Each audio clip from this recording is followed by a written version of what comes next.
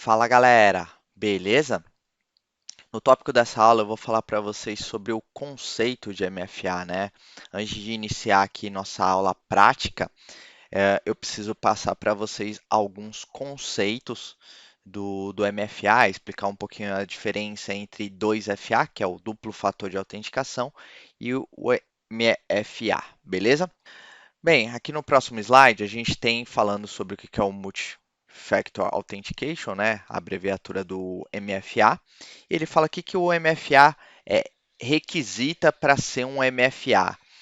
Ele fala que precisa de uma combinação, né, de algo que você conhece, ou seja, sua senha normal, a tradicional que você coloca, algo que você possui, como um telefone celular, que seria o nosso token, o OTP, que a gente vai falar um pouquinho mais na frente. Então, o duplo fator de autenticação, o 2FA, ele vai se limitar até a parte de senha e a parte de algo que você possui. Então, quando a gente falou sobre 2FA, é algo que você conhece e algo que você possui. Quando a gente fala do MFA, que é o uh, Multifactor Authentication, é algo que você é, ou seja, a sua impressão digital. O que seria isso? Isso daí seria, seu celular, você geralmente configura, ele tem dezenas de informações dentro do off-point, que é o que a gente vai falar, o sistema, ele armazena informações do seu celular, o DNA, né? Então, através dessa informação, a gente consegue ter um terceiro fator de autenticação que a gente chama de MFA, beleza? O nome do nosso sistema que eu vou apresentar para vocês é o Offpoint, que é um serviço de autenticação da WatchGuard. Tanto que, para quem não conhece a WatchGuard, ela comprou a empresa DataBlink, que fica em Minas Gerais. Eles viram muito potencial na empresa aqui brasileira e acabaram adquirindo a solução da DataBlink e agora eles dão suporte aí para o mundo inteiro, utilizando, vamos dizer assim, nosso produto nacional, beleza? Com o Offpoint você pode exigir que os usuários se autentiquem com o aplicativo móvel ou token de hardware de terceiros, ou seja, você pode entrar em contato com a WatchGuard, não quero ter o token no celular do meu usuário, eu preciso de ter um token de hardware, você pode entrar em contato com um parceiro da WatchGuard para adquirir esse token de terceiros. Você tem que entrar em contato com um parceiro WatchGuard para contratar um token de hardware, tá? Ah, Utilizando essas duas formas de autenticação, ou o aplicativo móvel ou token de hardware, você vai conseguir ter acesso a recursos protegidos, que você vai fazer toda a configuração, é claro, né? Como um computador, o Offpoint ele tem um recurso de colocar Multifactor Authentication no seu notebook, então, ou seja, além de você colocar a senha, você precisa do token para liberar seu computador, tá? Acesso a VPN ou serviço de nuvem, que a gente chama de SAML, que é, vou dar um exemplo aqui, o Office 365, Dropbox, você quer habilitar o duplo fator de autenticação, você vai utilizar o Offpoint. Claro que por você utilizar esses sistemas que eu falei de serviço de nuvem, ele já tem, né, deles nativo, só que a diferença do Offpoint é que você vai ter tudo gerenciado, tá? Em uma console só. E como o sistema do Offpoint é via web, via cloud, você consegue gerenciar todos os acessos que seu usuário tem por ele, beleza? Bem, só explicando aqui, o token ele é parecido com uma assinatura digital ou impressão digital. Nada mais é, vamos resumir aqui de forma mais simples, seria como se você pegasse seu celular e colocasse, além de uma senha, um duplo fator de autenticação. Ou colocar aquele desenho, ou você coloca um PIN, porque em caso de esquecimento você tem essa informação. Isso seria um token, né, por trás. Só que a gente vai entrar mais a fundo sobre isso. Beleza? E aí, como eu falei para vocês, O off-point ele oferece por dispositivo, né, o aplicativo no celular ou hardware. O recomendado por todos, na verdade, é via dispositivo, né, que você consegue passar para várias pessoas de forma rápida. Enquanto o hardware o usuário pode perder, você tem que ressincronizar e pelo celular você consegue ter segurança e distribuir de forma mais rápida. Aqui no próximo slide a gente tem um pouquinho da história do MFA. Então, em meados de 90, 2000, antigamente só se utilizava a senha, então você não tinha nenhum fator de autenticação. É através dessa senha que você se conectava. Depois foram inventados os tankcards, né? Que você tinha a posição da senha. Então, ou seja, o sistema pedia para você assim a posição 2B, e aí você colocava os números que estavam sendo solicitados. Mas aí viram que não era um sistema tão confiável, que dava para ser clonado, e aí em 2007, em meados de 2014, inventaram os tokens, né, os tokens físicos de hardware mesmo, que é o convencional que a gente vê hoje no dia a dia. E aí, em meados de 2014, 2018, foi inventado aplicativos de autenticação ao invés de token, né? Porque eram o token, quando acaba a bateria, ele é totalmente descartável porque ele não pode ser aberto, tá? E aí tinha N fatores que fizeram desenvolver para aplicativo para se tornar uma forma de distribuição até mais rápida e segura, tá? E em 2020 a WatchGuard lançou o token dela mesmo, tá? Então, por isso que eu falei que vocês conseguem, em alguns clientes mais antigos, eles não querem ter o token no celular do usuário, né? Por vários fatores. Só que a grande maioria dos projetos que eu participo não temos problema nenhum com o aplicativo de autenticação de token. Esse é o recomendado.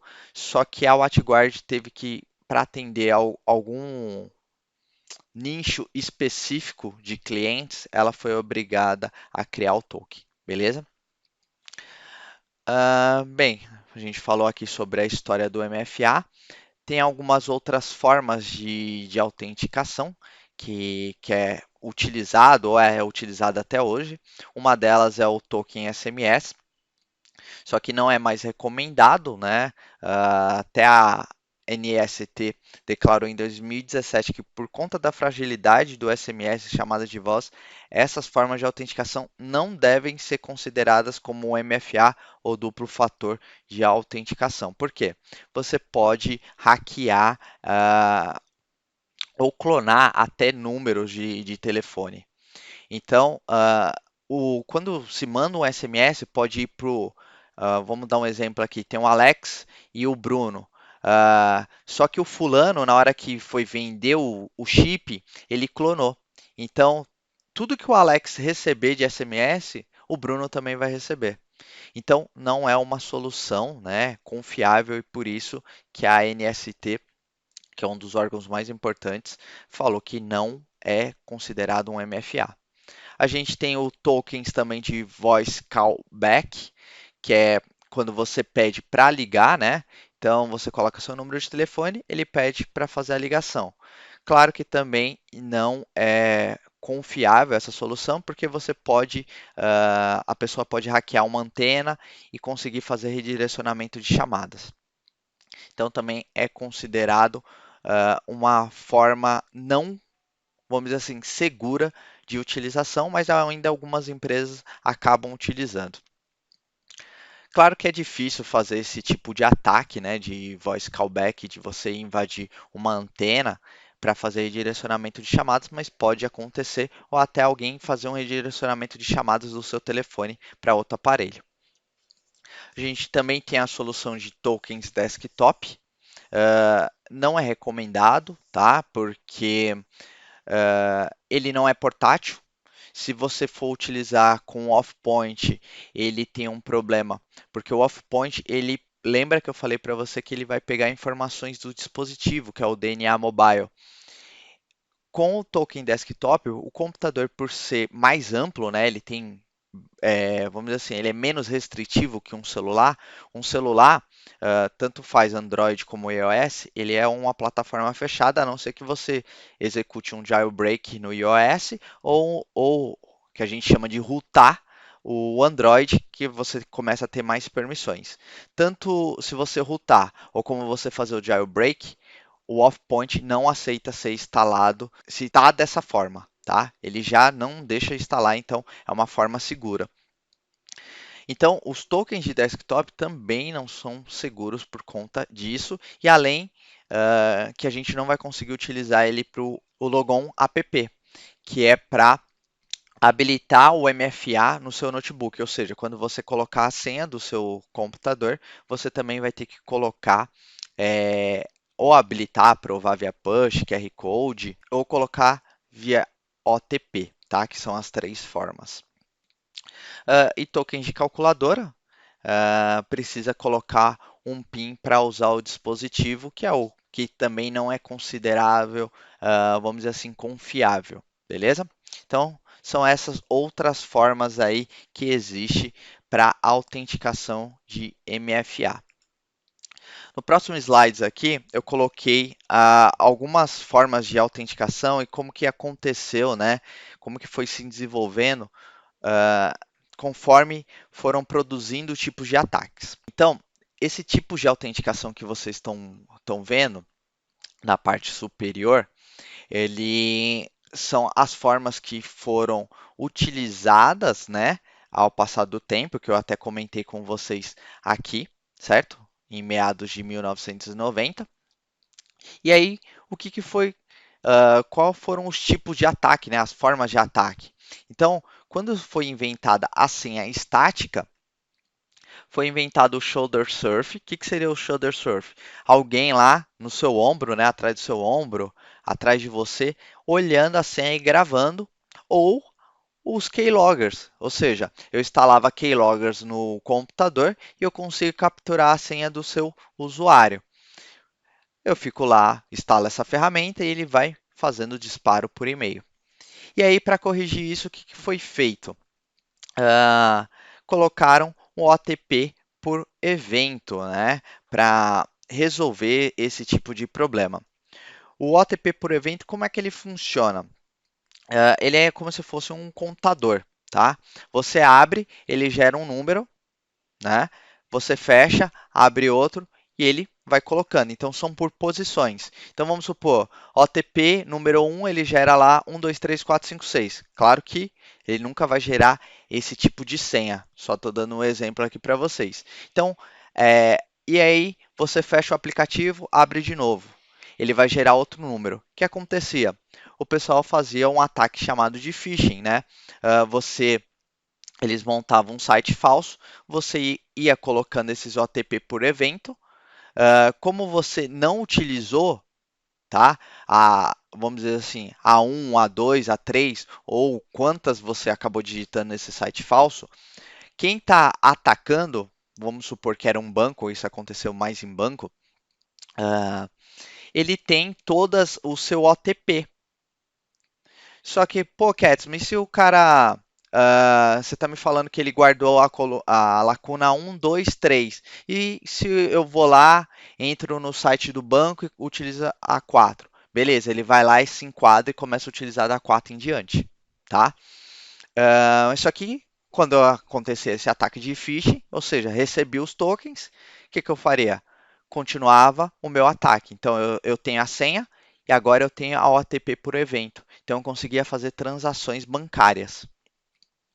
E aí, vamos se aperfeiçoar, porque agora a gente tem o phishing e aí colocou o desafio e resposta. O que, que seria esse desafio e resposta? Eles colocaram uma forma de você responder se é você mesmo que está colocando, que seria como se fosse um push. Então, você está fazendo essa transação, vai chegar aí uma resposta para você. Qual que é a data de aniversário, qual que é o mês, e aí eles colocarem um desafio resposta. Então, além da senha estática, o OTP que você tinha que colocar uma resposta. Ele vinha com um desafio e você tinha que responder, tá? E aí também veio uma forma de burlar isso que foi a man in the middle, ou seja, uma pessoa no meio para pegar esse tipo de informação. Só que aí fica um pouquinho mais avançado esse tipo de ataque. Por quê?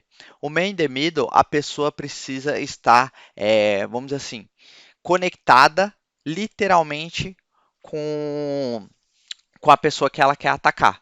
Então, por exemplo, eu, Alex, né, quero atacar o Bruno, eu tenho a senha dele, eu tenho o OTP, só que o desafio e resposta, talvez eu não tenho agora, porque dependendo do software, ele vai mandar vários desafios diferentes.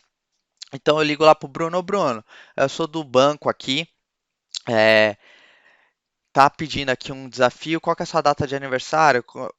E você vai colhendo todas as informações para conseguir se autenticar. Então, o man in the middle ele tem acesso literalmente, né? Ou seja, ele vai ter que falar com a pessoa que ele quer atacar, tá? E aí, por isso que depois teve a assinatura de transação. Essa última opção, ela é mais baseada em banco. O que seria essa assinatura de transação? Como teve esse man in the middle, né? Vamos supor que ele colocou lá meu navegador está totalmente infectado. Tudo que eu digitar lá, ele pode fazer uma alteração. Então, eu estou fazendo uma transferência para uma pessoa. Quando eu coloco lá a agência e a conta, simplesmente a pessoa que está atacando coloca outro tipo de informação. Ah, beleza, ele está colocando a agência e a conta dele. Só que aí eu não valido. O que vai acontecer? Essa assinatura de transação, ela é para validar realmente. Então, o desafio-resposta dela é qual que é a conta que você está depositando, qual que é o valor, qual que é a data de vencimento, e aí se utiliza essa assinatura de transação. Então, eu queria mostrar para vocês esse gráfico, né, como que foi a evolução ah, dos tokens. Então, a gente tinha a senha estática, veio um tipo de ataque e eles vão fazendo melhorias, beleza? Vamos aqui para o próximo slide, para eu mostrar para vocês a janela de sincronização e autenticação. O que seria isso? Um token, ele tem uma janela de autenticação, que é essa parte verde aqui, tá? Ah, o token ele é dividido de 30 em 30 segundos. Então, de 30 em 30 segundos, ele fica trocando. A gente tem essa janela de autenticação porque se você pegar dois tokens para trás, você consegue se autenticar, tá? Por que ele faz isso? Porque pode ser que seu horário do seu computador, do seu celular, esteja incorreto. Então, por isso que ele deixa você logar aqui, tanto faz T-2 ou T+2, né? Esse é o tempo de janela de autenticação. Então, duas senhas para trás ou duas senhas para frente e ele vai conciliar. Lembrando, né, eu vou mostrar para vocês como que gera esse token. Mas o que vocês precisam ter um entendimento independente se é o hardware físico ou se é o celular, você tem uma janela de autenticação. Ou seja, se a pessoa que quer burlar esse tipo de autenticação, ela conseguiu ver sua senha, depois de 5 minutos ela for tentar se autenticar, não vai conseguir, tá? Por quê? A janela de autenticação aqui tá como T+2 para cima e T-2 para baixo, tá? E aí, também a gente tem sobre a janela de sincronização. O que seria essa janela de sincronização? Isso aqui dá mais, geralmente, em token de hardware, né? Às vezes ele pode ficar lá muito tempo no sol e aí ele começa a perder o horário, né? A sincronização do horário. E aí ele começa a ter problemas, né? Porque, teoricamente, sua janela de a janela de autenticação, vamos supor que ele pegou aquela de 5 minutos. Tá bom. Nessa janela de sincronização, eu pego dois tokens para ver se está correto. Então, tipo assim, beleza, você me passou um token 635781, beleza. Vou pedir outro token para você para eu ajustar minha janela de sincronização. É 146578. Aí sim, o que ele vai fazer? Como o token passou duas OTPs corretas, né? Ele ajusta que a próxima vez que for requisitar, ele vai se basear naquela janela. Então, ele joga a sua janela de autenticação aqui mais para baixo ou mais para cima, tá? Isso em tokens de celular, quando você tem um aplicativo do Offpoint, não vai acontecer. Por quê? Você tem a operadora do seu celular e sempre vai se manter atualizado, né, seu relógio, de acordo com o relógio que tem lá no portal da WatchGuard. A gente vai ver um pouquinho mais para frente como é que funciona essa geração de token, como é que coincide, beleza? Que é o OTP que eu estou falando há tanto tempo aqui, né? É o One Time Password. A tradução de OTP é a senha de uso único, ou seja, é uma senha gerada exclusiva para validar um login ou transação. As OTPs não são senhas randômicas, ou seja, não gera de forma aleatória, tá? Tem um padrão. Ah, ou seja, aqui, né, fala que é totalmente imprevisível. O OTP são geradas da seguinte maneira. Então, a gente tem a chave única interna aqui, que a gente chama de seed, tá? Que é a tradução de seed em inglês é semente. E você tem aqui o seu relógio interno, né? Que é o UTC, que é o tempo universal coordenado. E a gente tem um algoritmo aqui de hash. Ele utiliza essas duas, isso aqui quando a gente está falando de duplo fator de autenticação, tá? Ele utiliza essa chave interna, que é a semente, mais o relógio, mais o algoritmo para gerar, né, a nossa OTP, tá? Como você está vendo aqui tanto faz via hardware ou via aplicativo. De hardware, você consegue ver que ele está trazendo a OTP 424343. E para validar essa OTP, ele vai lá no meu servidor via web, eu vou mostrar isso para vocês mais para frente, para ver se realmente concilia esse tipo de informação. Se conciliar, ele deixa você se autenticar no seu sistema, beleza? Então, aqui ó, a gente colocou uma segurança adicional no nosso OTP. Vocês viram no slide anterior que ele só vai aqui, tem a semente e o relógio, mais o algoritmo. E aí no off-point, o que eles implementaram, né? Colocaram uma camada adicional para a gente chamar de MFA, que foi o DNA Mobile, tá? Que seria esse DNA Mobile? Eu havia informado para você que a gente suporta tanto no Android como no iOS esse tipo de informação. E aí, o que eu faço? Eu coloco informações específicas, trazendo informações específicas. Então, por exemplo, eu não consigo pegar informações específicas do Android ou do iOS, né? Porque são plataformas fechadas. Então, o que eu acabo pegando de informação aqui? Vai ser o processador, vai ser o tamanho da tela, qual que é o tipo de modelo, serial. Esse tipo de informação, todo tipo de informação que eu consigo pegar, tanto faz de iOS ou de Android, eu coleto isso para fazer um comparativo lá com o meu servidor de autenticação. Então, o que eu tenho para formar o meu algoritmo aqui de hash, para deixar ele mais complexo? Eu tenho a minha semente, o seed aqui, o meu relógio interno, que é o tempo universal coordenado, e o DNA mobile, junto com o meu algoritmo de hash aqui para gerar, e aí sim ele me dá um número de OTP, beleza? E aí, a gente vai falar sobre a autenticação de dois fatores, que eu já tinha até comentado com vocês, que a autenticação de dois fatores utiliza duas formas para identificar o usuário para se autenticar. As formas são algo que você sabe, ou uma senha ou um PIN, algo que você possui, o token ou o aplicativo móvel, algo que você é, impressão digital, íris ou reconhecimento facial. Só que o duplo fator de autenticação, ele utiliza até aqui, ó. Portanto, das três formas apresentadas, utiliza somente duas, que é a senha, tá? E o token. Então, isso é o duplo fator de autenticação. No slide seguir aqui, a gente tem um MFA, que é o múltiplo fator de autenticação. Agora, ele utiliza as três formas: a senha, o token e a impressão digital. O que é a impressão digital que a gente estava falando anteriormente? É aquele DNA mobile, tá? Todo tipo de informação que ele conseguir pegar do celular, ele vai utilizar para montar seu algoritmo e gerar a sua OTP. Os métodos de autenticação suportados pelo Offpoint são três, tá?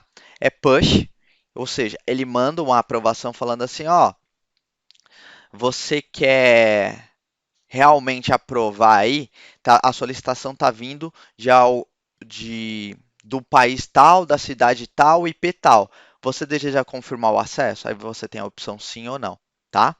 A gente tem a opção de QR Code, que você pega seu celular, abre o Offpoint e passa seu celular no QR Code. O QR Code, ele tem toda a segurança, tá? Então pode ficar tranquilo em utilizar com o Offpoint. E nós temos o OTP, que é aquela senha que eu falei para vocês que aparece no token que você digita manualmente. A melhor e a recomendada por todos é via push, pois é a melhor experiência para o usuário. Simplesmente aparece como se fosse uma notificação no celular dele, perguntando se ele quer aceitar ou não. Tá? E além de trazer informações mais apuradas. OTP ela também é boa, mas não é tão boa quanto a push, beleza? Aqui é o fluxo de autenticação de OTP, como é que funciona, né, no Offpoint. Então aqui nós temos o nosso celular, o nosso hardware, nosso token. Então nós temos a semente, o nosso relógio que está configurado, o DNA mobile, o nosso algoritmo, tá, de hash, o OTH, e ele vai gerar aqui o OTP, tá? E aí, como é que funciona lá no nosso servidor, no nosso WatchGuard Cloud? Então, esse W aqui é o nosso WatchGuard Cloud. Ele tem o algoritmo de hash, ou seja, ele sabe como é que funciona para fazer esse algoritmo. Ele tem o pacote de semente para reconhecer todas as sementes passadas para todos os usuários, por isso que é um pacote. O relógio dele também precisa estar sincronizado, então por isso que também ele utiliza aquele tempo universal coordenado.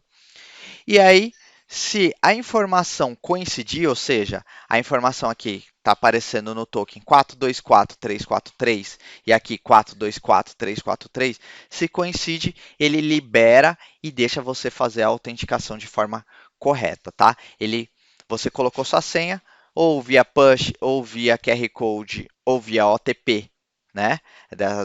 Das três formas de autenticação. Se você colocou essas três formas, se coincidir as informações, ele deixa passar, beleza? Mas claro que a push é melhor porque a push ela já entrega todos esses tipos de informações para o nosso servidor aqui de autenticação, tá? Seria como se fosse o OTP. Então, em vez de você colocar o número 424343, o push já tem isso. é, Vamos dizer assim, quando você aceita, ele já sabe qual que é a senha do OTP e passa para o nosso servidor de autenticação para fazer a comparação. Beleza, galera? Era isso que eu queria mostrar para vocês na aula de conceito, né, de MFA, antes de a gente seguir para a nossa aula, para começar a nossa prática. Beleza? Valeu, grande abraço.